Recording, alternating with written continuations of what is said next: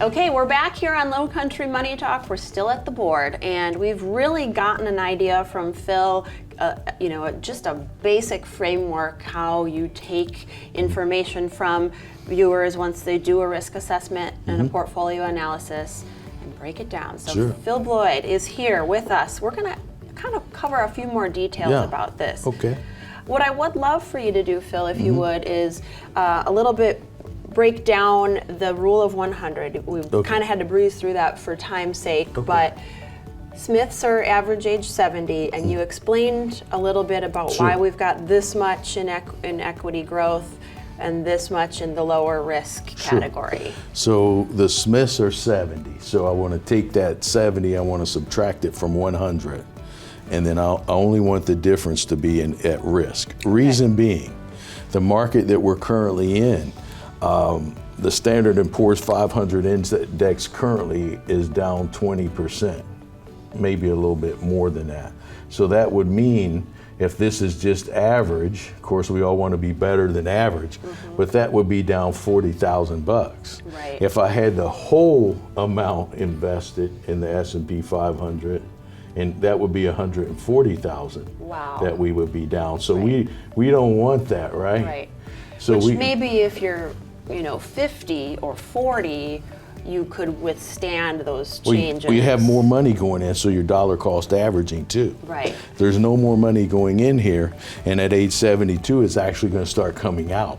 So the worst thing we would want is to have to take money out of an asset that's devaluing because of market conditions. So the ideal in most, well, let's just go to the bear market of 2008. It took 5 years for that index to get back. Okay. So that means just to get back to that number took 5 years.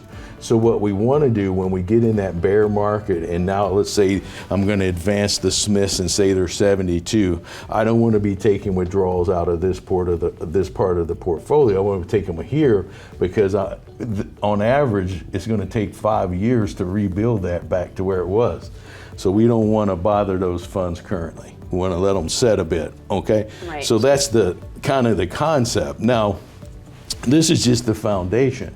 And it's like, well, that's not a written plan. Well, the written plan comes later. So when we speak to people, now they understand what we're doing. We've got the income covered.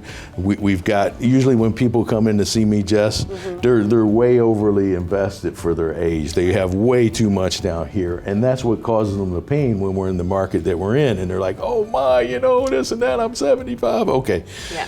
So let's not do that. Let's not get into there. Now we do have some repair methods that we can use now. That's for another show. But if the best thing is preventative maintenance to make sure we don't get in that situation. And by having the good foundation, that will prevent that situation from happening in the first place. Now, once we have the foundation all taken care of, then we start talking about which financial tools fit you individually, what you like, what you don't like, how it works, and this and that. So we'll take meetings and go over that. And you say, I like this, I don't like that, and so forth and so on. Then we'll start filling in the financial tools. Then we can do the written plan that takes into account historical rates of returns and all these things, and then how much you're taking out and inflation and all this, and we'll see how long your income is projected to survive. I love this approach. I love the way you do make it simple. You give us the framework, and then the collaboration of the different tools and how you're going to fill in these categories, I just think is brilliant. So for our viewers who are watching, two great things for you to do.